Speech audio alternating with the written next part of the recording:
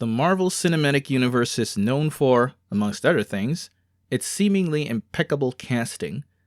The head of S.H.I.E.L.D., Nick Fury, is almost omnipresent in every form of media in this franchise, played with righteous conviction by the esteemed Samuel L. Jackson.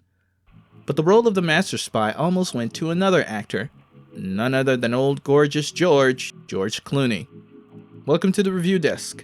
I'm Desmond Kerk, and today I'd like to tell you why George never played Nick Fury. Comic book fans will remember, or try not to remember, Fury's first live-action appearance in the made-for-TV film Nick Fury, Agent of S.H.I.E.L.D., starring David Hasselhoff in the main role. From a name that stirs the imagination, from a universe where good is heroic and evil sets the screen ablaze, comes a man who will always remain a hero. I'll get that vampire's blood if I have to suck it from her neck. The film was an absolutely embarrassing effort that still ranks as one of the worst comic book movies to this day. Marvel was well aware of this, and in an effort to breathe new life into the franchise in the early 2000s, they approached Clooney to star as Nick Fury in a new, unrelated title. Who are you? What? Who are you? You CIA? NSA? You military? Who do you work for? Who do you work for? Who are you? This would have marked Clooney's first role as a comic book character. It's easy to see why they opted for him. He's a pretty good fit for Nick Fury. And if you take a look at this painting by Alex Ross, he'd have a shot at Reed Richards too. Like many actors of his caliber, Clooney decided to do some research on the character after accepting the role. It was here that things took an interesting turn. When he read the comic featuring the famous spy, Clooney was appalled by the level of violence and brutality shown by Nick Fury, specifically a scene where Fury disembowels a Russian enemy combatant and proceeds to strangle the man with his own intestines. This was enough for Clooney to step away from the role, as he felt the character was far too dark for him to portray. But here's the funny part. Clooney had the wrong comic. The series he read was titled Fury and was released under Marvel's Max imprint, an imprint publishing more mature material that would be deemed too controversial for Marvel's main line of books. The book was also written by Garth Ennis, known for series such as Hitman, Preacher, and The Boys, of which the last two have been adapted into TV series. If you've ever seen an episode of The Boys, you've got a pretty good idea of what kind of unique dark humor Ennis can get up to.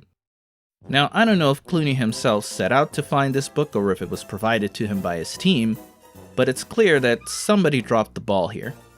If Clooney had gotten a copy of Nick Fury, Agent of S.H.I.E.L.D., the original 1968 comic, he would have gotten a proper introduction to the main universe version of the character and his dealings. Fury was also supposed to appear in 2007's Fantastic Four sequel, Rise of the Silver Surfer, but because the rights to that team were at Fox, they'd have to pay Marvel for the use of Nick Fury, so the role was rewritten for General Hager, played by Andre Braugher, instead.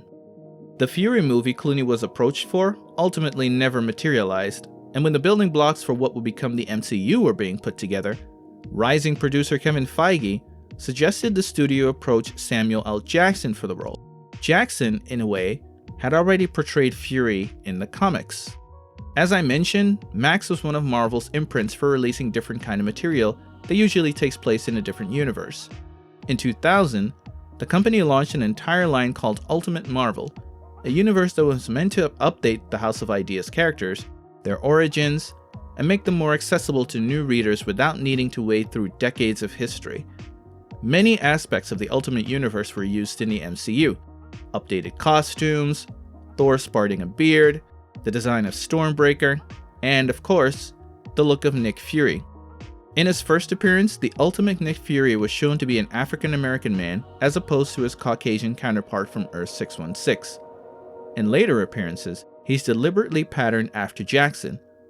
This universe version of the Avengers team is called the Ultimates, and there's a hilarious scene from issue 4 of their self-titled series where they discuss who should be cast in the event of a feature film being produced about them. Fury is quick to state that none other than Samuel L. Jackson would be fit to play him. As I stated before, the plans for a Clooney-led Fury film were in the works before the MCU was being formed, so there's no guarantee he would have transitioned to that universe. After all, Edward Norton was replaced as the Hulk, and even Terrence Howard was replaced when the MCU was already starting to pick up steam with Iron Man 2. Next time, baby. Jackson has made quite an impression on fans of the MCU movies, and his portrayal of Nick Fury is well received.